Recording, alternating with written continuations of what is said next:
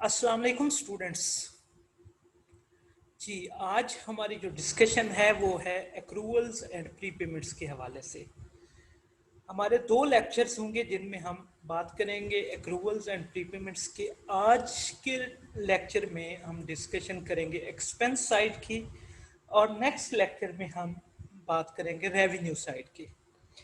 अच्छा, ये topic ACC के पेपर F3, सीए का CAF 1 introduction to accounting, ICMA का पेपर फाइनेंशियल अकाउंटिंग उन स्टूडेंट्स के लिए इम्पोर्टेंट है, एज वेल एज सीमा का जो स्टूडेंट्स पेपर फाइनेंशियल अकाउंटिंग पढ़ रहे हैं, और एमकॉम, एमबीए, बीकॉम, बीबीए के जो स्टूडेंट्स फाइनेंशियल अकाउंटिंग का सब्जेक्ट पढ़ रहे हैं उनके लिए बहुत इम्पोर्टेंट है जी।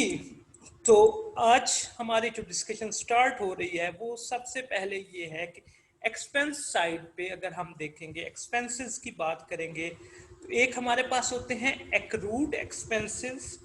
इनकी डेफिनेशन हम बाद में देखेंगे, और इनकी कैटेगरी जो है ये लायबिलिटी है। दूसरी साइड पे हमारे पास प्रीपेड एक्सपेंसेस होते हैं और इनकी कैटेगरी क्या है, ये एसेट है। प्रीपेड एक्सपेंसेस क्या होते हैं, एसेट होते हैं, और एक्रूड एक्सपेंसेस क्या होते हैं, लायबिलिटीज होती हैं जी। तो अब हम बात स्टार्ट करते हैं एक्रूड एक्सपेंसेस क्या होते हैं। ये एक्रूवल्स भी इनको बोलते हैं। ये ऐसे एक्सपेंसेस हैं जो कि इस टाइम पीरियड से रिलेट करते हैं लेकिन अभी पेमेंट नहीं की। एक्सपेंस इसी टाइम पीरियड का है लेकिन अभी तक हमने पेमेंट नहीं की। These are unpaid expenses. इनको expenses incurred but not paid भी कहते हैं, अनपेड एक्सपेंसेस भी कहते हैं। ये एक्सपेंस तो हो गया, हमने इससे डिजायर्ड बेनिफिट तो ले लिया, लेकिन हमने इसके अगेंस्ट पेमेंट नहीं की। तो ये हमारी जो स्टेटमेंट ऑफ फाइनेंशियल पोजीशन है, जिसको बैलेंस शीट भी बोलते हैं, उसमें एज ए लायबिलिटी शो होगी। क्या होगी? एज ए लायबिलिटी शो होगी। अब दूसरे होते हैं प्रीपेड एक्सपेंसेस। अब ये ऐसे एक्सपेंसेस हैं क्योंकि जिनके अगेंस्ट पेमेंट तो हो गई, ऑलरेडी हैव बीन पेड, लेकिन ये रिलेट करते हैं फ्यूचर के अकाउंटिंग पीरियड के हवाले से।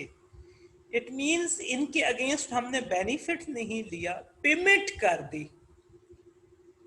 एक्रूड एक्सपेंसेस क्या होते हैं? जिनके अगेंस्ट हमने बेनिफिट ले लिया है लेकिन पेमेंट नहीं की।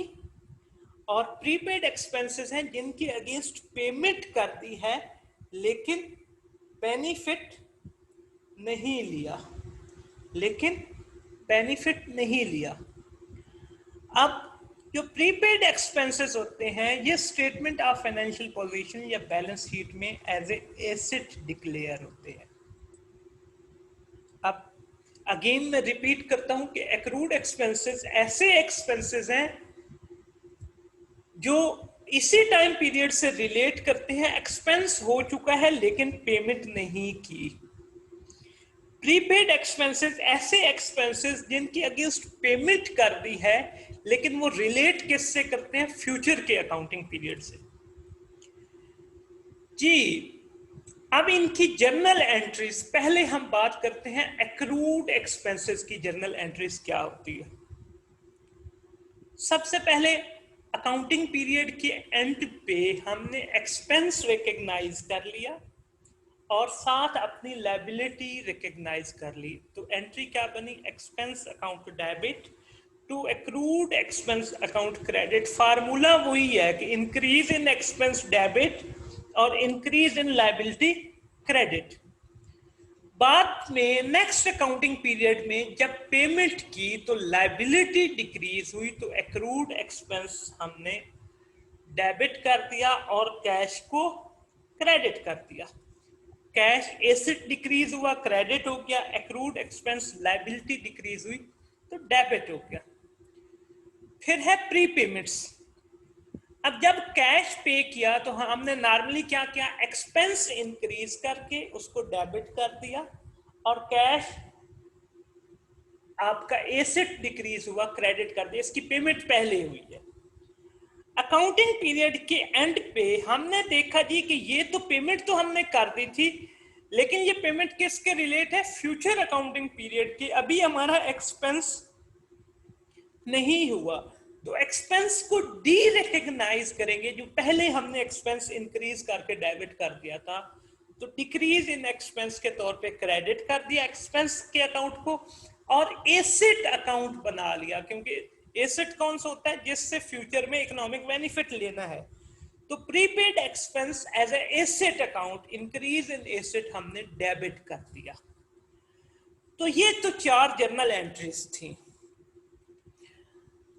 अब हमारे टी अकाउंट्स का फॉर्मेट क्या बनेगा, अगर एडवांस में पेमेंट हुई है, प्रीपेड एक्सपेंस है, तो टी अकाउंट कुछ एक्सपेंस का इस तरह बनेगा, ओपनिंग बैलेंस डेबिट, एसेट का ओपनिंग बैलेंस डेबिट होगा, फिर जो ड्यूरिंग द पीरियड कैश पे किया वो डेबिट साइड पे आएगा, और फिर हमने क्लोजिंग बैलेंस कैलकुलेट किया और वो क्रेडिट साइड पे, क्योंकि इस क्लोजिंग बैलेंस हमेशा मैंने पहले बात की थी अपोजिट साइड पे होता है, तो क्लोजिंग बैलेंस किस साइड पे आएगा, क्रेडिट साइड पे, और फिर बैलेंसिंग फिगर हमारा as a expense income statement को चार्ज आ जाएगा, या जिसको statement of profit and loss भी बोलते हैं, वो बैलेंसिंग फिगर आएगा, इसीलिए मैंने उसको डिफरेंट कलर के साथ शो किया है।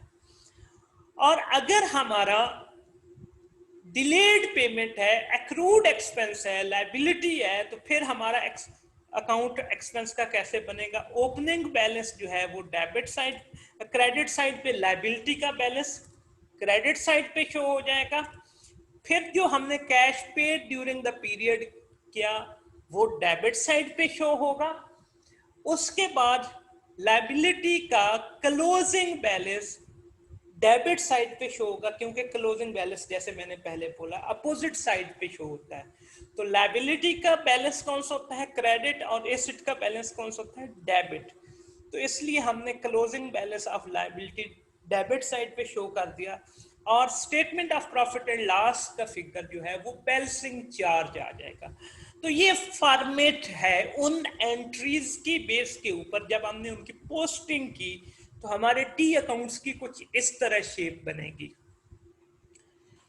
कि अब क्वेश्चन क्या आता है, क्वेश्चन में वो आपसे टी अकाउंट भी बनाने का कह सकता है, लेकिन अल्टीमेटली उसका ऑब्जेक्टिव क्या हुआ है कि उस एक्सपेंस का साल का इनकम स्टेटमेंट में चार्ज कितना जाएगा, और एक्रूवल या प्री पेमेंट्स का क्लोजिंग बैलेंस कैसे आएगा। तो उसका एक बड़ा आसान सा शॉर्टकट वे भी है। हमने क्वेश्चन कैसे सॉल्व करना है, सबसे पहले हमने एक टाइम लाइन ड्रा करनी है, उस टाइम लाइन पे स्टार्ट का, अकाउंटिंग पीरियड के स्टार्ट की डेट मेंशन करनी है, और अकाउंटिंग पीरियड की क्लोजिंग डेट मेंशन करके स्टार्ट डेट का बैलेंस आइडेंटिफाई कर लेना है, प्रीपेमेंट्स का है या एक्रूवल्स का, अगर दोनों है दोनों लिख लेने, अगर एक है तो एक लिख लेना, और क्लोजिंग बैलेंसेस भी आइडेंटिफाई करने, वो कैसे करने मैं बाद में आपके साथ जब क्वेश्चन डिस्कस करूंगा तो उनको एक्सप्लेन करूंगा। क्लोजिंग बैलेंसेस भी आइडेंटिफाई कर लिया, और कैश पेड कौन सा हमने कंसीडर करना है, ऐसी पेमेंट जो ड्यूरिंग अकाउंटिंग पीरियड हुई हो, start of the accounting period से लेके and of the accounting period. अब जैसे मैंने ये 2 डेट्स बनाई है, ये ओपनिंग डेट है start of the accounting period, और ये क्लोजिंग डेट है and of the accounting period. इस टाइम पीरियड के इन बिटवीन जो भी पेमेंट होगी उसको इकट्ठा कर लेंगे, सम कर लेंगे, वो कैश पेड आ जाएगा। उसके बाद हमने ये फार्मूला यूज करना है कैलकुलेट करने के लिए statement of profit and loss का charge, cash paid during the period plus opening prepayments minus closing prepayments minus opening accruals plus closing एक्रूवल्स।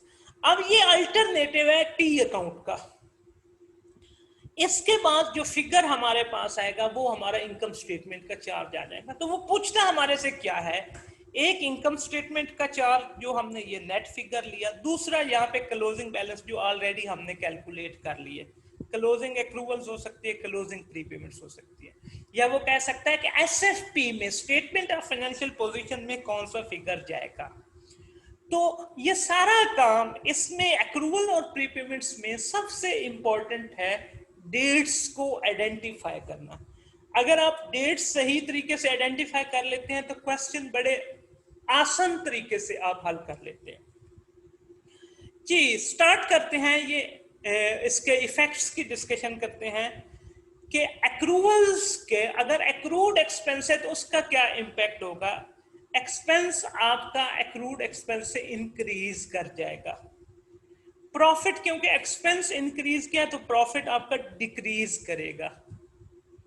Liability आपकी इंक्रीज कर जाएगी क्योंकि eight the end of the accounting period आपने payment नहीं की, इसलिए आपकी लायबिलिटी बन गई। अब प्रीपेमेंट्स के क्या इफेक्ट्स होंगे, आपका एक्सपेंस जो है उससे डिक्रीज करेगा क्योंकि एक्सपेंस नहीं हुआ, इसीलिए हमने at the end of the accounting period entry डाली prepayment expense debit to expense credit. जब एक्सपेंस डिक्रीज करेगा तो प्रॉफिट आपका इंक्रीज करेगा और एट द एंड आपका एसेट भी इंक्रीज कर जाएगा क्योंकि एक्सपेंस नहीं हुआ, कल को फ्यूचर में बेनिफिट लेना है तो वो आपका एसेट बन गया। ठीक है जी, ये इसके इम्पैक्ट आ गए एक्रूवल्स के और प्रीपेमेंट्स के। अब हम क्वेश्चन डिस्कस करते हैं। अच्छा, details of 2 office buildings acquired on rent by Ninja Enterprise are as follows. On April 1st, 2016, building 1 was acquired on annual rent of rupees 2.4 million. Effective on 1st October 2017, the rent was increased by 20%. 1 अप्रैल को आपने एक building ली जिसका annual rent कितना था 2.4 million, लेकिन 1 अक्टूबर 2017 से rent जो है वो इंक्रीज कर गया बाय 20%। अब इसकी पेमेंट कैसे होती है, एडवांस में पेमेंट होती है, तो प्री पेमेंट्स का इशू आएगा इसकी वजह से। Half yearly rent, half year का रेंट आपने एडवांस में पे कर दिया। On 1 September 2016, building 2 was acquired on annual rent of 900,000. अब 1 सितंबर 2016 को एक और बिल्डिंग एक्वायर्ड कर ली जो कि जिसका रेंट कितना है 900,000। अब इसकी पेमेंट कैसे होती है, इसकी भी एडवांस में है, तो ये एक्रूवल का क्वेश्चन नहीं है बल्कि प्री पेमेंट्स का क्वेश्चन है। और कैसे, क्वार्टरली बेसिस पे। क्वार्टरली पेमेंट ड्यू जो थी 1 दिसंबर 2017 को, वो पेमेंट आपने कब की, 15 जनवरी 2018 को। बाकी पेमेंट्स कैसे करते हैं, 1 दिसंबर को की, तो क्वार्टर वाइज आपने देखनी है। सितंबर, अक्टूबर, नवंबर, तो पहली पेमेंट आपने की 1 सितंबर को, फिर 1 दिसंबर को, फिर दिसंबर, जनवरी, फरवरी, फिर 1 मार्च को। 1 मार्च के बाद मार्च, अप्रैल, मई, 1 जून को, फिर जून, जुलाई, अगस्त और फिर 1 सितंबर को। तो ये डेट्स हमने आइडेंटिफाई करनी। अब रिक्वायरमेंट क्या है, नीज financial year ends on 31 December. Accounting period end कब होता है, 31 दिसंबर को। रिक्वायरमेंट क्या है, आपने रेंट एक्सपेंस अकाउंट बनाना है 31 दिसंबर 2016 का और 2017 का। हम पहले तो टाइमलाइन ड्रा करते हैं 2016 की।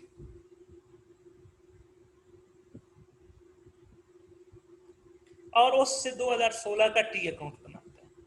अब हमारा अकाउंटिंग पीरियड कब वो एंड हो रहा है, 31 दिसंबर 2016 को।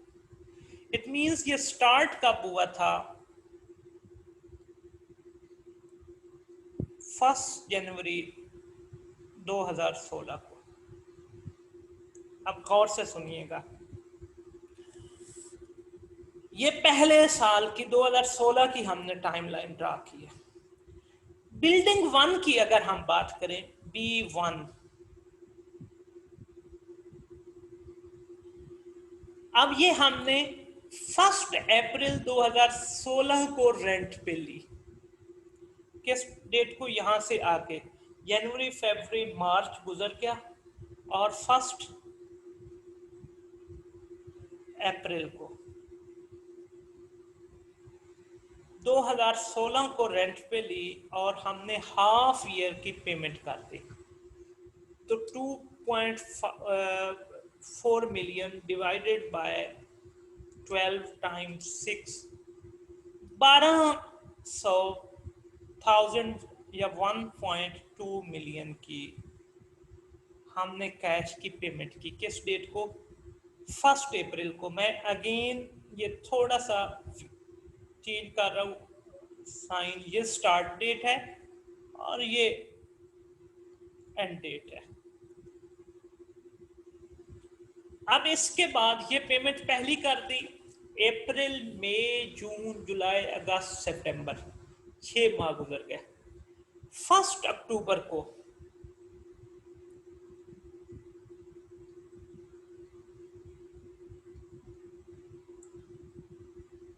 2016 को फिर पेमेंट की 1.2 मिलियन की।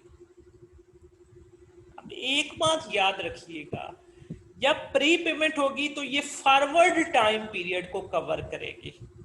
किसको कवर करेगी? फॉरवर्ड टाइम पीरियड को। अब ये पेमेंट की है तो ये इस साइड पे 6 माह कवर करेगी अगर प्री पेमेंट का केस है, और ये हमारा प्री पेमेंट का केस ही है अभी तक। अब सॉरी, 1 अक्टूबर 2016 को जो पेमेंट हमने की B1 के हवाले से, ये 2 पेमेंट्स हुई। अब इसने हमारा टाइम पीरियड कवर किया अक्टूबर नवंबर दिसंबर जनवरी फरवरी मार्च।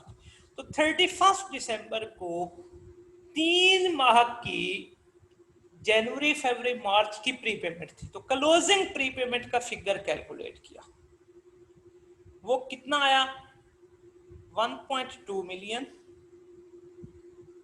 टाइम्स 3/6, क्योंकि 1.2 मिलियन की जो पेमेंट थी वो 6 माह की थी और 3 माह यहां तक गुजर गए, अक्टूबर नवंबर दिसंबर, और 3 माह की प्री पेमेंट है। तो ये बैलेंस हमारे पास आ गया कितनी अमाउंट का? Let's do the calculation. 1.2 million divided by 6 times 3, तो 600,000 की, 6 लाख की ये क्लोजिंग प्रीपेमेंट है। ओपनिंग प्रीपेमेंट नील, नो ओपनिंग प्रीपेमेंट, क्योंकि हमने रेंट पे बिल्डिंग ली भी किस डेट को? 1 अप्रैल 2016 को। अब ये क्लोजिंग प्रीपेमेंट है। अब B2 की बात करते हैं।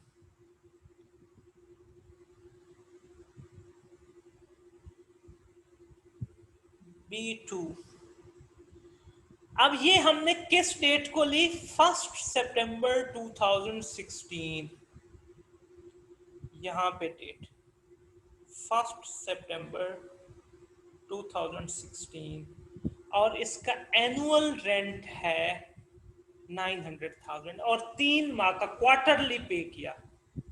900,000 डिवाइडेड बाय 4, 4 क्वार्टर्स होते हैं साल के, तो 2,25,000 की पेमेंट की। अब सितंबर को पेमेंट की, सितंबर अक्टूबर और नवंबर 3 माह गुजर गए। 1 दिसंबर 2016 को फिर हमने पेमेंट की 2,25,000 की। अब ये भी एडवांस में पेमेंट कर दी। अब ये पेमेंट है दिसंबर, जनवरी और फरवरी की। तो अकाउंटिंग पीरियड के एंड पे 2,25,000 टाइम्स 2/3। एक माह गुजर गया, 2 माह बाकी बच गए।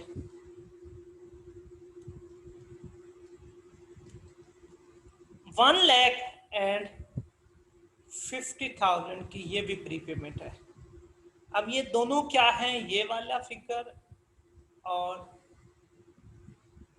ये वाला फिगर क्लोजिंग प्री पेमेंट्स है।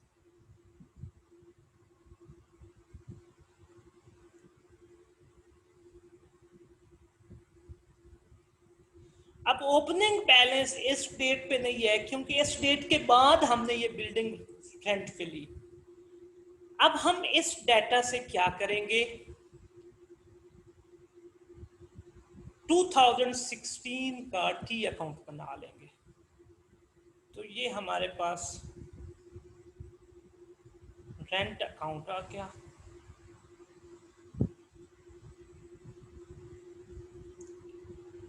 अब 2016 फर्स्ट जैन को बैलेंस ब्रॉट डाउन नील। फिर पहली कैश पेमेंट हुई 1 अप्रैल 2016 को। 1 अप्रैल को अपोजिट अकाउंट कैश हुआ। उस वक्त हमने जर्नल एंट्री पास की, rent expense account debit to cash account credit. कितनी अमाउंट से, 1.2 मिलियन, 12 लाख से।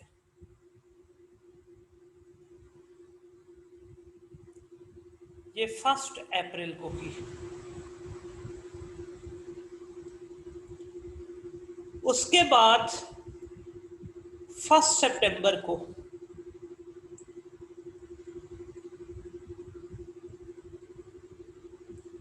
एंट्री क्या बनी, rent expense account debit to cash credit. Amount भी लिख देते हैं, इसकी 1.2 मिलियन थी।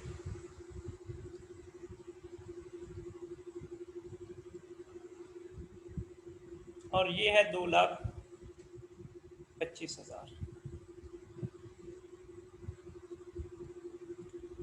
तो 2,25,000 अमाउंट आ गई, अपोजिट अकाउंट कैश आ गया।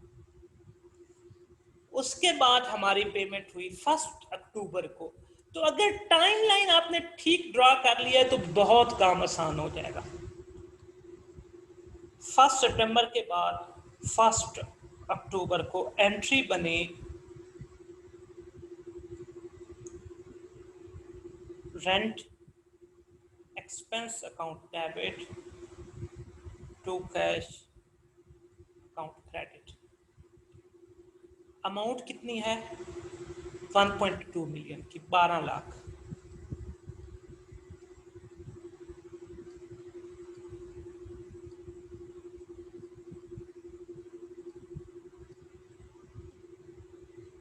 अपोजिट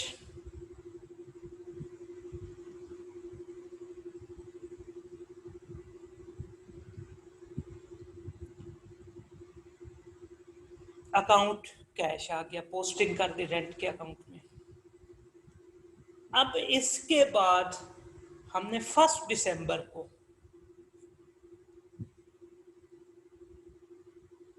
फिर एंट्री पास की, rent expense account debit to cash account credit.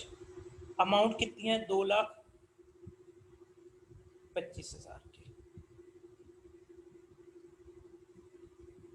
1 दिसंबर को कैश आ गया, 2,25,000। अब 31 दिसंबर को, जिस दिन को हमारा अकाउंटिंग पीरियड एंड हुआ, तो प्रीपेमेंट थी, हमने एंट्री पास की prepaid expense account debit to rent expense account credit.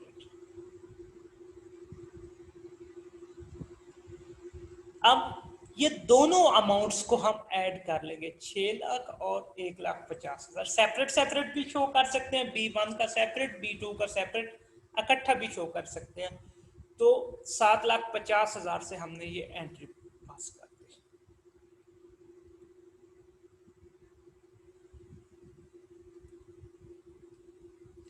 अब इसकी पोस्टिंग अगर रेंट अकाउंट में करेंगे तो क्रेडिट साइड पे आएगा 2016 31 December opposite account prepaid expense amount 7,50,000। अब हमने इसका टोटल कर लिया।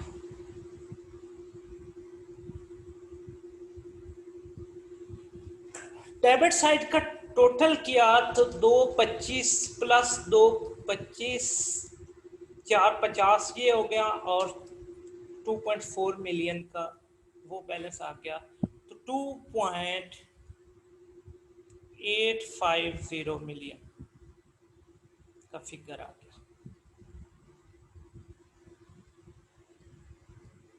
अब हमने इसी डेट को 31 दिसंबर को opposite statement of profit and loss, ये बैलेंसिंग फिगर हमने कैलकुलेट कर लिया, माइनस 7,50,000, तो इनकम स्टेटमेंट का चार्ज आ गया 21 लाख का। तो आपका एक्सपेंस 2.1 मिलियन बना और क्लोजिंग प्रीपेमेंट 7.5 मिलियन बना। अब हम उस फार्मूला से, ये रेंट अकाउंट तो बन गया, ये इसकी रेलिवेंट जर्नल एंट्रीज भी होगी। अगर वो फार्मूला यूज करें तो cash paid during the period हमारे पास है 2.850 मिलियन प्लस ओपनिंग प्रीपेमेंट्स नील माइनस क्लोजिंग प्रीपेमेंट्स 7,50,000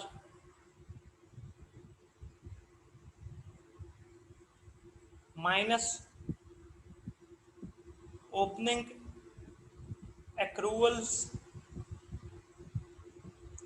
नील और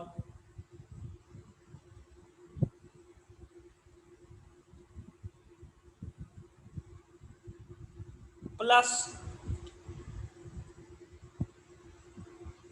क्लोजिंग एक्रूवल्स नील है ही नहीं, तो नेट फिगर 28,50,000 में से 7,50,000 माइनस किया तो 21 लाख हमारे पास फिगर आ गया। ठीक है जी, तो हम इस फार्मूला के थ्रू भी इनकम स्टेटमेंट का चार्ज या statement of profit and loss account का चार्ज निकाल सकते हैं और टी अकाउंट से भी निकाल सकते हैं। ये तो था रेंट अकाउंट 2016 का। अब हम अगर बात करें 2017 की, तो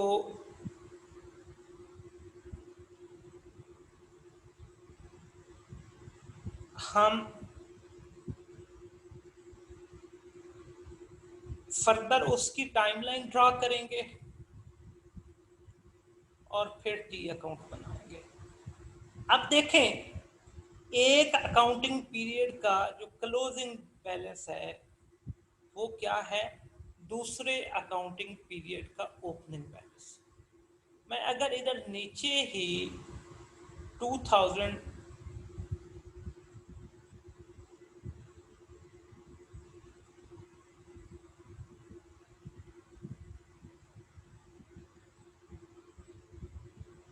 17 का अकाउंट बनाऊं तो 1 जनवरी 2017 की ये क्लोजिंग बैलेंस इधर ओपनिंग बैलेंस बन जाएगा।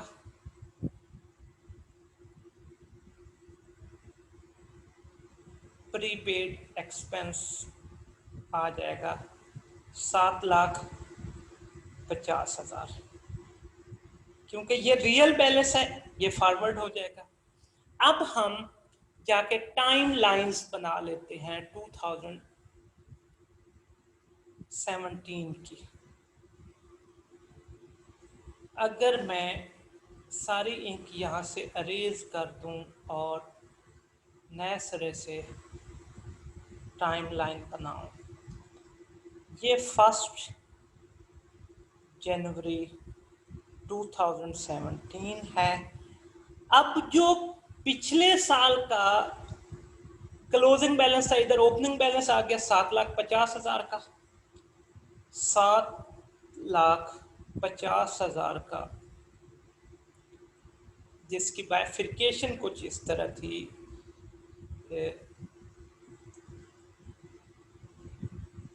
हमारे पास B1 जो थी उसका था बैलेंस 6 लाख और B2 जो थी उसका बैलेंस था 1.5 लाख। अब B1 की फर्दर पेमेंट्स को देखते हैं। पहली पेमेंट 1 अप्रैल 2016 को हुई, दूसरी अप्रैल, मई, जून, जुलाई, अगस्त, सितंबर, 1 अक्टूबर को हुई। फिर 1 अप्रैल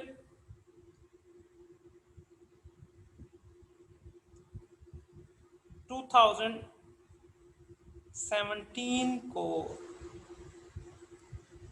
हमने कैश पे किया, कितनी अमाउंट का, 1.2 मिलियन का, अगेन हाफ ईयर रेंट पे कर दिया।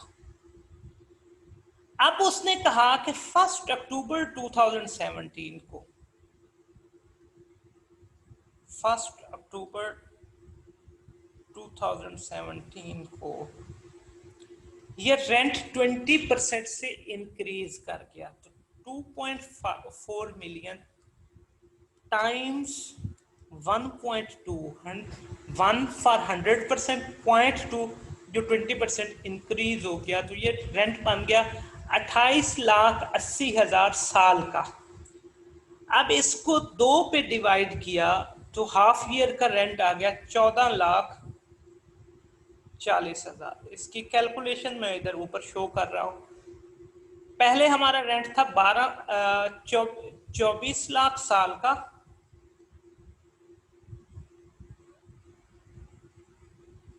अब इसका 20% लिया तो वो 2,40,000 आ गया।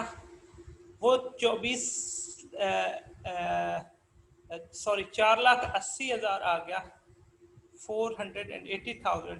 तो ओरिजिनल 2,400,000 में इसको ऐड किया तो एनुअल रेंट बन गया 28,80,000। अब इसको 6/12 किया तो 6 माह का 14,40,000 का फिगर आ गया। इस तरह ये फिगर हमने कैलकुलेट किया। अब अक्टूबर के बाद नवंबर, दिसंबर 3 माह गुजरे तो 31 दिसंबर को अकाउंटिंग पीरियड एंड हो गया 2017 को। अब इस 14,40,000 में से अक्टूबर, नवंबर, दिसंबर का रेंट हमने यूज कर लिया। 3 माह का एडवांस में हो गया, जनवरी, फरवरी और मार्च का। तो वो हमने कैलकुलेट किया 14,40,000 टाइम्स 3/12/6, क्योंकि ये 6 माह का है। तो हमारे पास फिगर आ गया 7,20,000 का। अब ये क्लोजिंग प्रीपेमेंट का बैलेंस आ गया बिल्डिंग 1 का। ये ओपनिंग बैलेंसेस है, ये क्लोजिंग बैलेंस है। अब B2 की बात करते हैं तो B2 में हमने पेमेंट कब करनी होती थी? हर क्वार्टर के बाद। तो सितंबर में जो पेमेंट की वो सितंबर, अक्टूबर, नवंबर की। फिर 1 दिसंबर को पेमेंट की, दिसंबर, जनवरी, फरवरी की। फिर हमने आके पेमेंट की 1 मार्च को।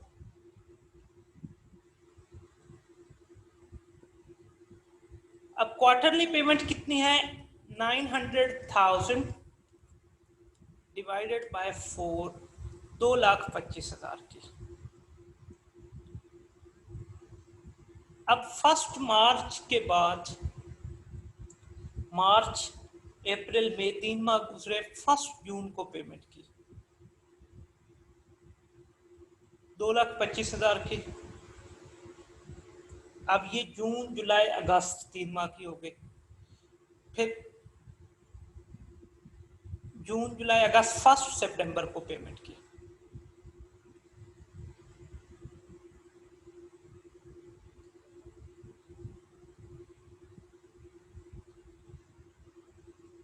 $2,25,000 की।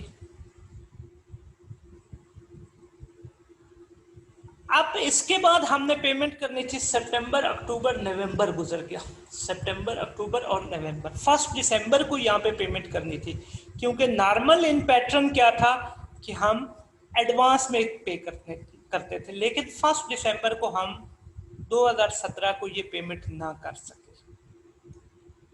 अब ये पेमेंट हमने जाके की 15 जनवरी 2018 को, पिछले टाइम पीरियड की। तो इट मींस कि 31 दिसंबर को अनपेमेंट पेड थी अमाउंट। 1 माह गुजर गया, लेकिन उसके अगेंस्ट हमने पेमेंट नहीं की। अब दिसंबर के महीने का बेनिफिट ले लिया, लेकिन उसकी पेमेंट नहीं की। अब याद रखिएगा, जब एक्रूवल होता है तो मैंने पहले बात की थी कि ये जो 1 जनवरी को पेमेंट की थी, ये प्रीवियस टाइम पीरियड की थी।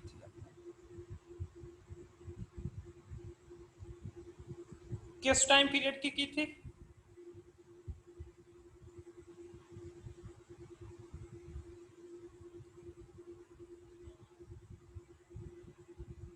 ये जो टाइम पीरियड है टिल 1 दिसंबर। तो 31 दिसंबर को 1 मंथ की अनपेड थी अमाउंट, जिसका बेनिफिट ले लिया। इसलिए मैं इसको डिफरेंट कलर के साथ कैलकुलेट कर रहा हूँ। 2,25,000 क्वार्टर की बनती थी, 1/3, तो 75,000 की ये क्लोजिंग एक्रूवल आ गई। अब क्लोजिंग प्रीपेमेंट भी आ गई, क्लोजिंग एक्रूवल आ गई, और ओपनिंग प्रीपेमेंट भी आ गई। अब अगर मैं बात करूं एंट्रीज की, तो जब जब तक हमारे पेमेंट होगी तो एक ही तरह की एंट्री होगी, और वो एंट्री क्या है? Rent expense debit to cash credit. तो मैं जस्ट डेट्स शो करता जाता हूं। पहली पेमेंट 1 मार्च को हुई, 1 मार्च। अपोजिट कैश अकाउंट आ गया। कितनी अमाउंट से पेमेंट हुई? 2,25,000।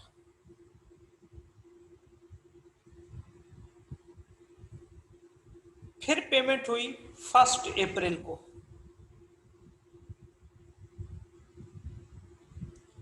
अपोजिट अकाउंट कैश आ गया। अमाउंट कितनी आ गई? 12 लाख, 1.2 मिलियन।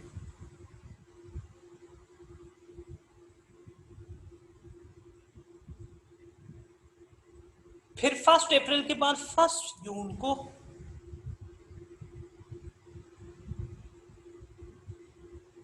अपोजिट कैश का अकाउंट आ गया। कितनी अमाउंट? 2,25,000।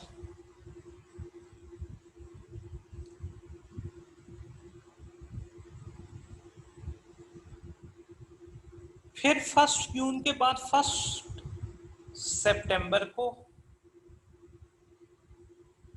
कितनी अमाउंट, 2,25,000।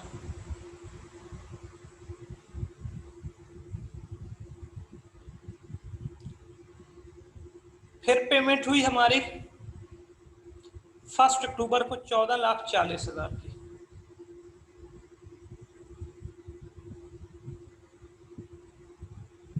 चौदह लाख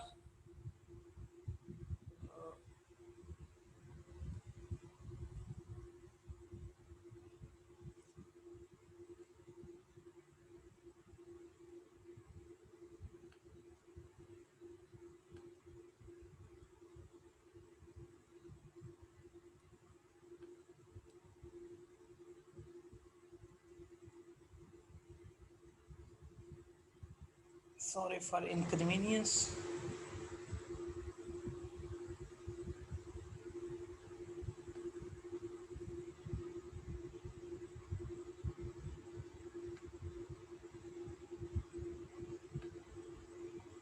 ओ सॉरी, मुझे दोबारा से ये पूरी वर्किंग बनानी पड़ेगी नेक्स्ट ईयर की, क्योंकि डाटा जो है वो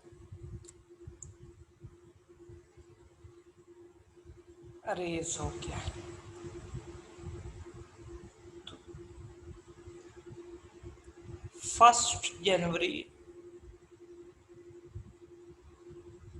2017 और ये 31 दिसंबर 2017। तो B1 का हमारे पास ओपनिंग बैलेंस था, हमने कैलकुलेट किया, 3 माह का एडवांस था, तो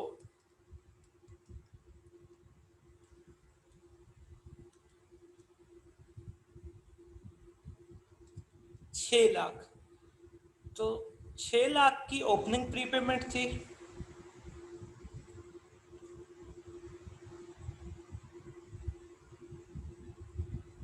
प्रीपेमेंट, और B2 की ओपनिंग प्रीपेमेंट थी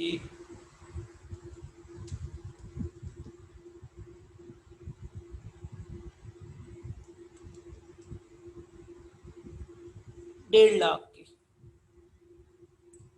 ऑलरेडी हम कैलकुलेट कर चुके थे। फिर B1 की पेमेंट हमने की थी 1 अप्रैल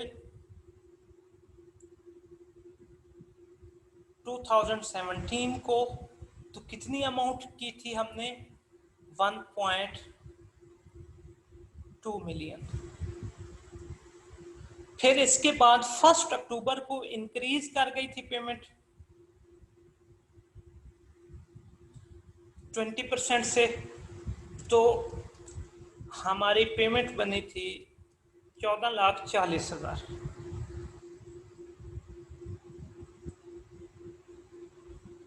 अब इसकी क्लोजिंग प्रीपेमेंट हमने देखी, अक्टूबर नवंबर दिसंबर 3 माह गुजर गए, 3 माह की क्लोजिंग प्रीपेमेंट है, तो वो 14,40,000 टाइम्स 3/6, क्योंकि ये टोटल 6 माह की थी, 7,20,000 की। ये थी क्लोजिंग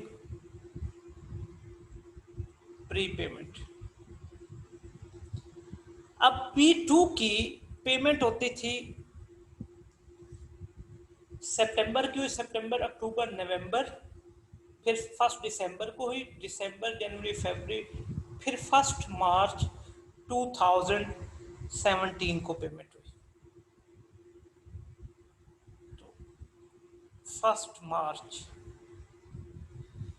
अब क्वार्टरली पेमेंट होती थी 2,25,000 की पेमेंट हुई। फिर मार्च अप्रैल में 1 जून को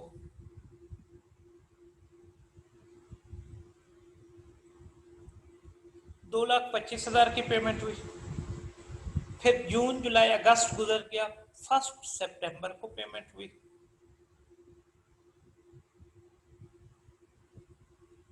$2,25,000, और अगली पेमेंट होनी थी 1 दिसंबर को जो दिसंबर में नहीं हुई बल्कि जाके कब हुई, 15 जनवरी 2018 को।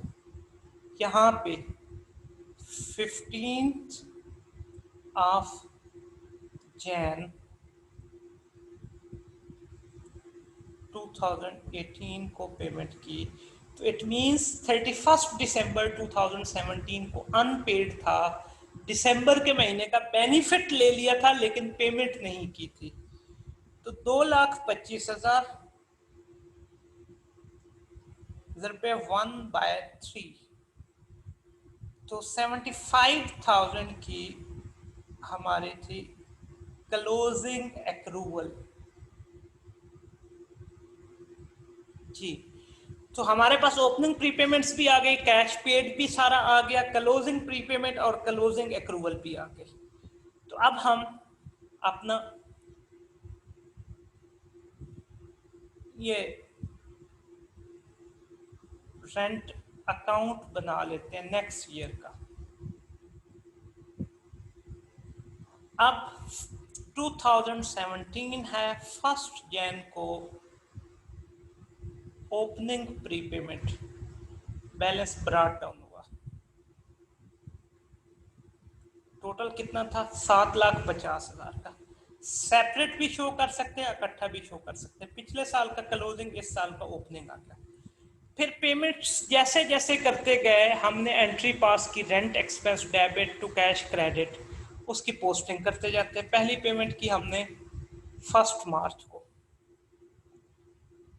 1 मार्च। अपोजिट कैश का अकाउंट आ गया 2,25,000। उसके बाद पेमेंट की हमने 1 अप्रैल को,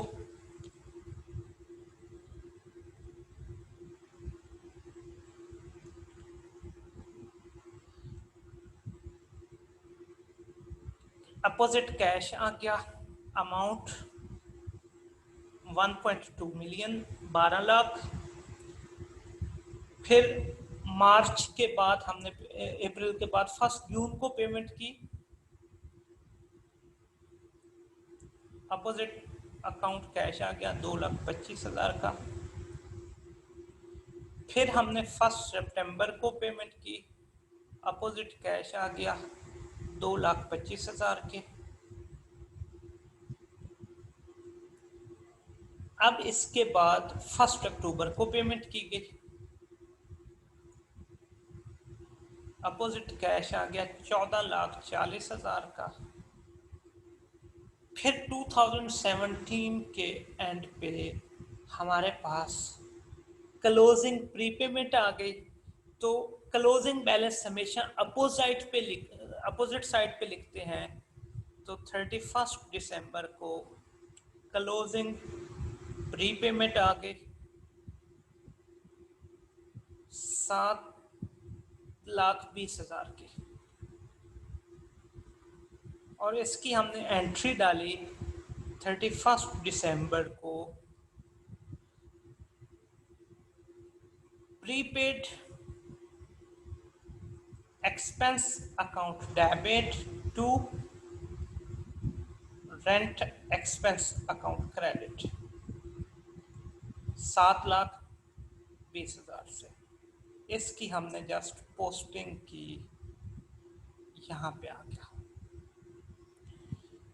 फिर 31 दिसंबर को ही क्लोजिंग एक्रूवल आ गए। अब उसकी हमने एंट्री फिर 31 दिसंबर को पास की, rent expense account debit to accrued expense account credit, और अमाउंट कितनी थी 75,000 की।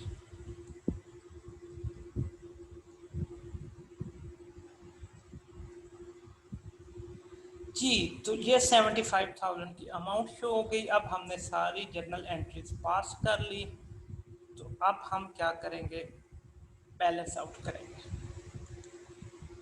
यकीनन हमारी डेबिट साइड बड़ी है क्रेडिट साइड से, तो टोटल कर लेते हैं।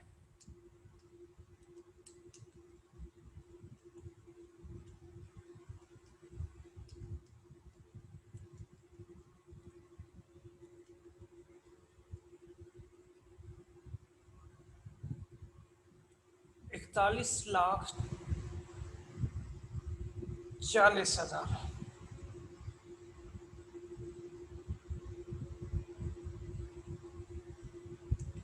माइनस 7,20,000, तो हमारा इनकम स्टेटमेंट का जो चार्ज आया वो है 34,20,000।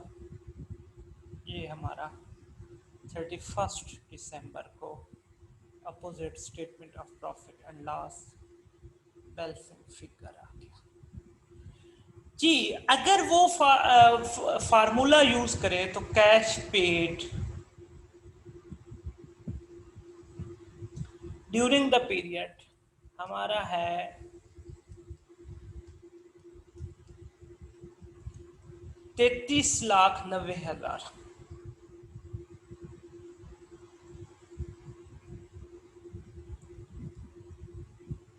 Plus opening prepayment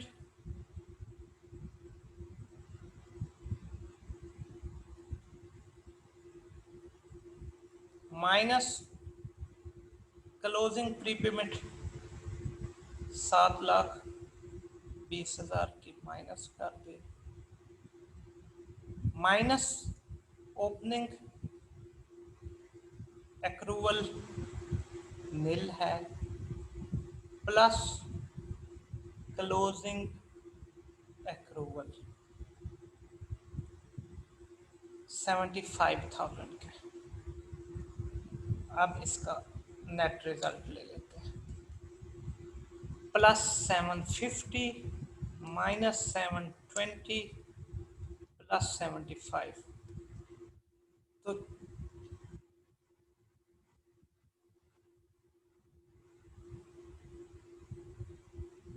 34,95,000। कैलकुलेशन दोबारा कर लेते हैं। 750 plus 2250 plus 1200 plus 225 plus 225 plus 1440 plus 75, ये 4140 माइनस 720 3420। अब इधर 12 देखते हैं। 4140 minus 750 cash paid 3390 plus opening prepayment 7,50,000 minus closing prepayment 7,20,000 plus opening accruals, तो 3390 प्लस 750 माइनस 720 प्लस 75 3495। अच्छा 90 plus 750 75 4115 750 plus 225 plus 1200 plus 225 plus 225 plus 1440 plus 75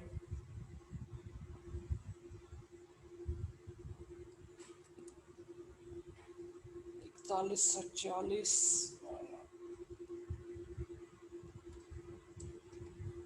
हाँ, ये यहाँ पे मिस्टेक है। ये कैश पेड जो है ये 3315 होना था।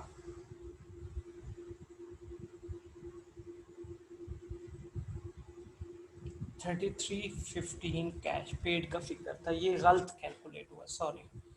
तो इस वजह से ओवरऑल हमारा यहाँ पे भी ये फिगर भी गलत कैलकुलेट हुआ। अब हम अगर दोबारा से कैलकुलेट करें +750 माइनस 720 प्लस 75, तो 3420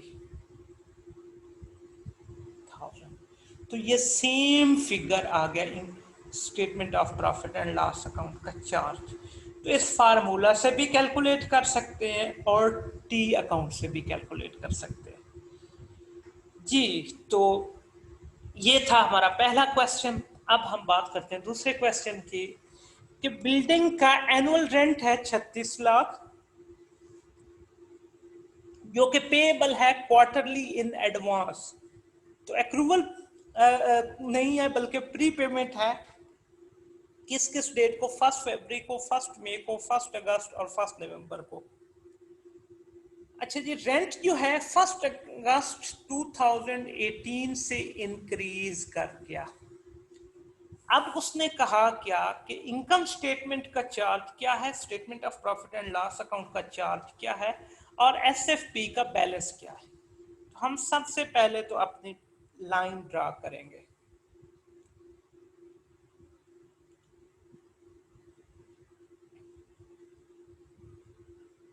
ये 1 जनवरी 2018 है और ये 31 दिसंबर 2000 है 18।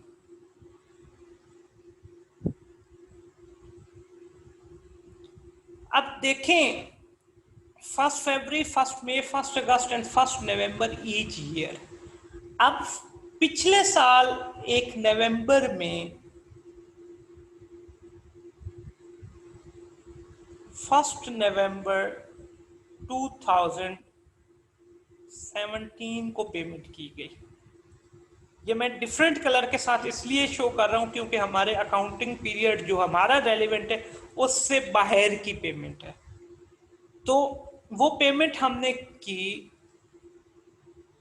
36,000 साल का था, 4 क्वार्टर होते हैं 9,000 की। 1 नवंबर 2017 को पेमेंट की 9,000 की। अब इसने कवर किया, मैंने जैसे बोला कि जब प्री पेमेंट होती है तो वो फॉरवर्ड टाइम पीरियड कवर करता है, नवंबर, दिसंबर और जनवरी। तो 1 जनवरी को 1 माह की प्री पेमेंट थी, तो ओपनिंग प्री पेमेंट का बैलेंस हमने कैलकुलेट किया।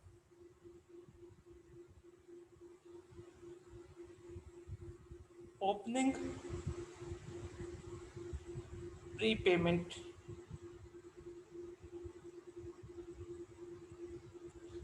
9,000 times 1/3 equals to 3,000। अब इसके बाद हमने पेमेंट्स शुरू कर दी, जो कि पेमेंट हमने की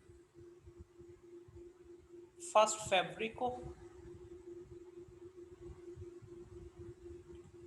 9,000 की, फिर 1 फरवरी के बाद 1 मई को 9,000 की, फिर 1 अगस्त को। अब अगस्त से एनुअल जो रेंट था वो 36,000 से इंक्रीज करके 48,000 पे चला गया। तो अब 48,000 डिवाइडेड बाय 4, क्वार्टरली रेंट कितना आ गया? 12,000। अब इसने कवर किया अगस्त, सितंबर, अक्टूबर। 1 नवंबर को फिर पेमेंट की 12,000 की। अब ये भी फॉरवर्ड लुकिंग है क्योंकि प्री पेमेंट है, इसने भी ये टाइम पीरियड कवर किया, अगला क्वार्टर नवंबर, दिसंबर और जनवरी। तो 31 दिसंबर को हमारे पास क्लोजिंग प्री पेमेंट आई 1 माह की।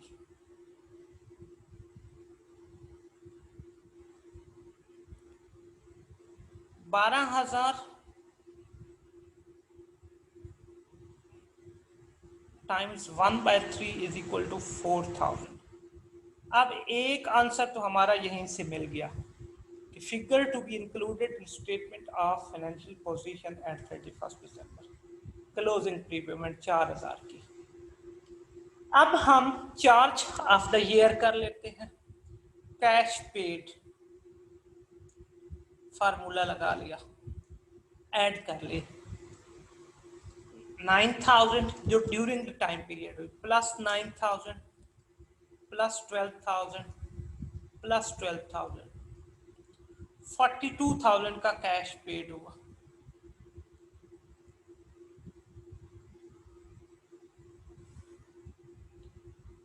प्लस ओपनिंग प्रीपेमेंट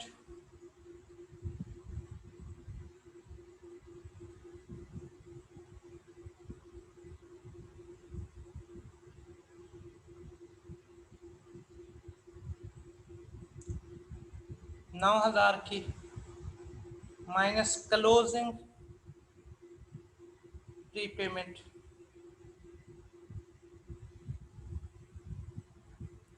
12,000 की। एक्रूवल्स हैं ही नहीं तो कुछ भी नहीं डालेंगे, तो हमारे पास फिगर आ गया 42,000 प्लस 9,000 माइनस 12,000, 39,000। ये इनकम स्टेटमेंट का चार्ज आ गया। अब इसी चीज को हम टी अकाउंट से भी शो कर सकते हैं। ओपनिंग प्रीपेमेंट 9,000 की, cash paid during the year 42,000, closing prepayment 12,000 की, और बैलेंसिंग फिगर हमारे पास 39,000 का। ठीक है जी, इस तरह भी कैलकुलेट कर सकते हैं। ले जी, तो ये क्वेश्चन भी सॉल्व हो गया। नेक्स्ट क्वेश्चन देखें। On 1 March 2017 Zara paid an insurance premium of 2400 for the period to 28 फरवरी 2018। अब 1 मार्च 2017 को पे किया, किस डेट का? अगले एक साल का, in advance. What is the charge to the statement of profit and loss and prepayment in statement of financial position? ये चार ऑप्शंस हैं। तो हम सबसे पहले तो टाइम लाइन अपनी ड्रा करेंगे। हमारा अकाउंटिंग पीरियड किस डेट को एंड हो रहा है?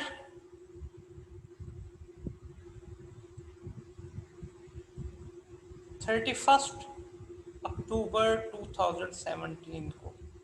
इट मीन्स ये स्टार्ट कब हुआ था? 1 नवंबर 2016 को। पेमेंट किस डेट को हुई? 1 मार्च 2017 को 2400 की। अब ये अगेन फॉरवर्ड लुकिंग है, इस साइड पे आएगी क्योंकि प्री पेमेंट है। अब ये 12 माह की आपने एनुअल इकट्ठी पेमेंट कर दी, तो 31 अक्टूबर तक मार्च, अप्रैल, मई, जून, जुलाई, अगस्त, सितंबर और अक्टूबर, 8 माह का टाइम पीरियड गुजर गया। तो इसके बाद नवंबर, दिसंबर, जनवरी और फरवरी 4 माह की क्लोजिंग प्री पेमेंट है।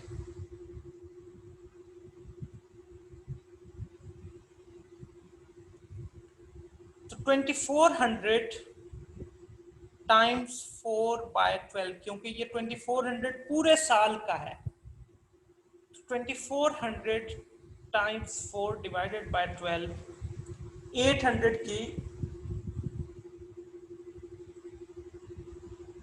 क्लोजिंग प्रीपेमेंट आ गई। अब कोई ओपनिंग बैलेंस है ही नहीं, क्योंकि यहां से हमारी गेम जो डाटा की है वो स्टार्ट भी यहां से हो रही है। तो हमारे पास cash paid during the period 2400 आ गया, प्लस ओपनिंग प्रीपेमेंट नील,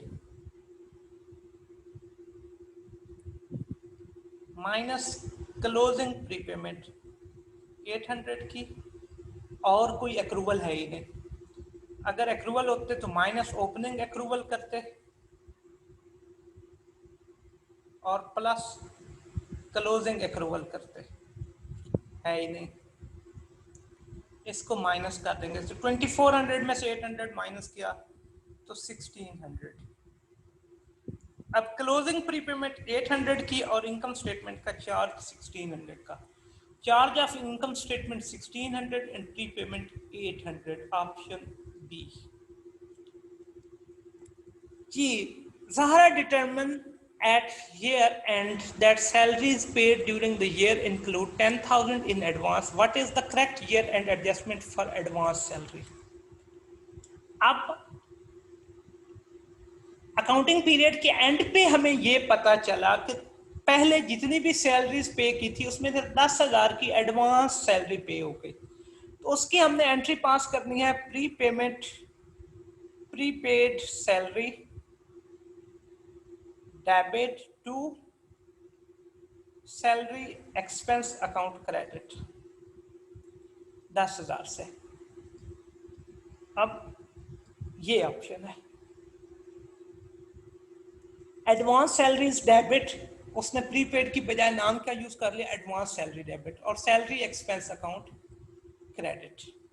तो option C is the right answer. On year end, a business has outstanding electricity bill of rupees 15,000. During the year, electricity bill paid was rupees 190,000. Outstanding electricity bill कितना है, 15,000 का, और जो payment पूरे साल में हुई वो 1,90,000 की है। What adjustment will be required to utilities expense account regarding the outstanding bill?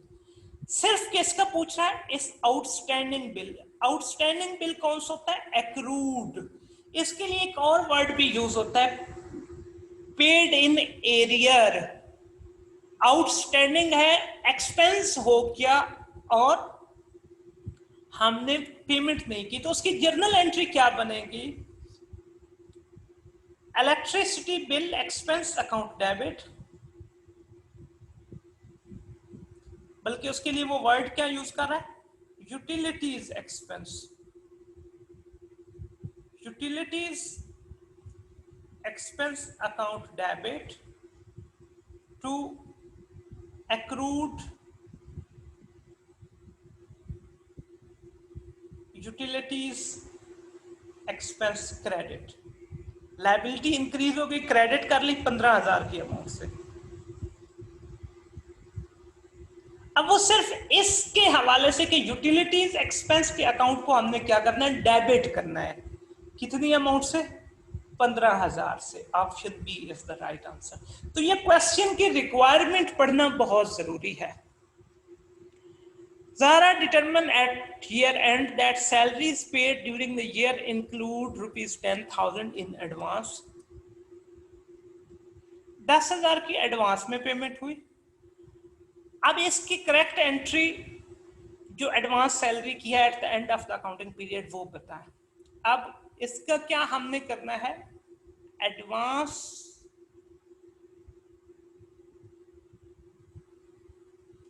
salaries debit to salaries account credit, option C। Thank you very much students for your precious time. I hope you may have enjoyed the lecture। अगर आज का lecture आपको पसंद आया है तो kindly मेरे YouTube channel को सब्सक्राइब करें, बेल आइकन को जरूर प्रेस करें ताकि आपको आने वाली हर वीडियो का नोटिफिकेशन मिलता रहे। तब तक अल्लाह हाफिज। मैं नेक्स्ट लेक्चर में आपके साथ एक्रूवल एंड प्रीपेमेंट्स का सेकंड सेक्शन डिस्कस करूंगा अबाउट रेवेन्यू साइड।